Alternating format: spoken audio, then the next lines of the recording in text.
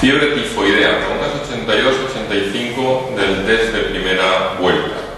La fiebre tifoidea es una enfermedad producida por Salmonella typhi y se encuadra dentro de las denominadas fiebres entéricas. Se llaman fiebres entéricas porque son cuadros febriles en los cuales hay bacteriemia y paso de la bacteria a la sangre, pero entéricas, es decir, que el origen de la infección es el tubo digestivo. Son infecciones que se adquieren por vía fecalo-oral o a través de la transmisión con alimentos o el líquidos o el agua.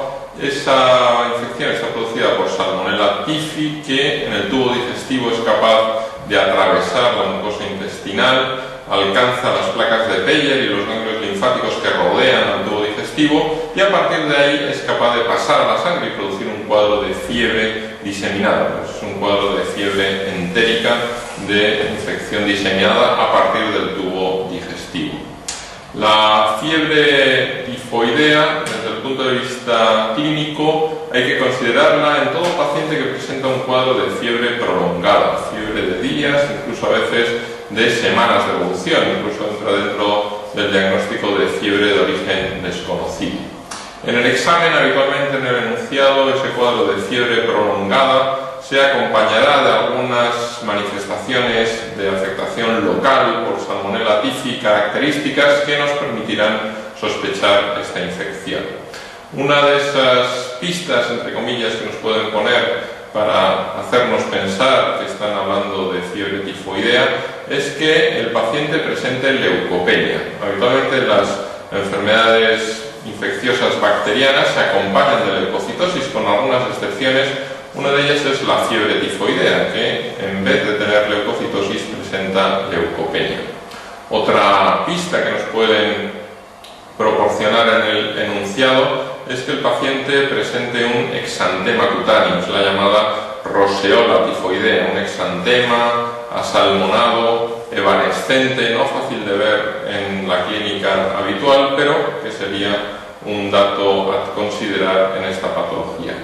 Y la tercera posibilidad para hacernos pensar en fiebre tifoidea es lo que se llama la bradicardia relativa, lo que se denomina bradicardia relativa. Lo fisiológico cuando un sujeto presenta temperatura elevada es que esté taquicárdico. La fiebre aumenta el metabolismo y eso hace que aumente el ritmo cardíaco.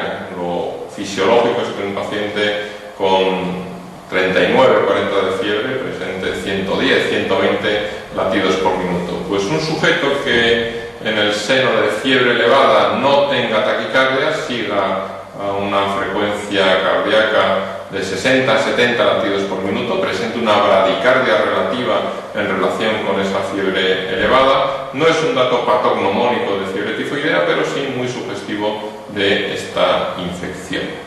Para el diagnóstico se puede emplear varias pruebas. En el caso de fiebre tifoidea, la prueba más rentable para el diagnóstico es el hemocultivo durante la primera semana del cuadro febril. Y la segunda prueba más rentable es el coprocultivo a partir de la tercera semana. Hemocultivo en la primera semana de fiebre y coprocultivo a partir de la tercera semana. La fiebre tifoidea es una de esas pocas infecciones que todavía se considera que el cultivo de la médula ósea puede ser útil para el diagnóstico. Si el resto de las pruebas diagnósticas son negativas, en ocasiones la manera de aislar la Salmonella typhi es directamente en una aspirada, en una punción con aspiración de médula ósea. Y por último, sería necesario hablar del tratamiento y de la profilaxis de esta infección. Para el tratamiento se pueden emplear varios antibióticos. Lo más recomendado actualmente es el empleo de quinolonas, básicamente ciprofloxacin, una quinolona de segunda generación. La alternativa en pacientes que presenten cuadros graves, bacteriémicos o encefalopatía secundaria a fiebre tifoidea sería el empleo de cefalosporinas de tercera generación. En algunos países se emplea el cloranfenicol para el tratamiento de esta enfermedad, aunque hay que tener en cuenta el riesgo de aplasia representa el pautar en un paciente este tratamiento con cloranfenicol. En mujeres embarazadas y en niños no se deben emplear las quinolonas porque producen alteración del cartílago de crecimiento del niño o del feto en el caso de mujer embarazada.